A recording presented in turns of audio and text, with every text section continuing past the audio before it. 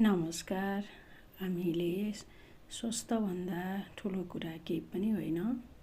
आफ्नो स्वास्थ्यको लागि हामीले घरमा आफूलाई समय बिहान 5 देखि 15 मिनटसम्म पनि दिन सकिन्छ। यसरी आफ्नै घरमा बसेर हामीले एक्सर्साइज गर्न सकिन्छ। शरीर स्वस्थ भयो भने नै हाम्रो सबैभन्दा ठुलो सम्पत्ति हुन आउँछ। यसरी घरमा बसेर दुई हातलाई दायाँ बायाँ गरेर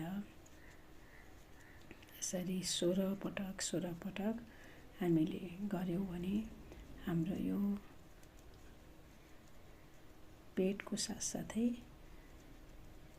हाम्रो यो जुन झोलिएका अङ्गहरू पनि अलि मजबुत हुन्छ। फेरि 16 पटक तलमाथि दुवै हातलाई यसरी गरेर बिहान हामी घरमा बसेर एक्सर्साइज गर्यौं भने स्वस्थ रहन्छ। हजुरहरूले पनि यो गर्नुहोला। धन्यवाद।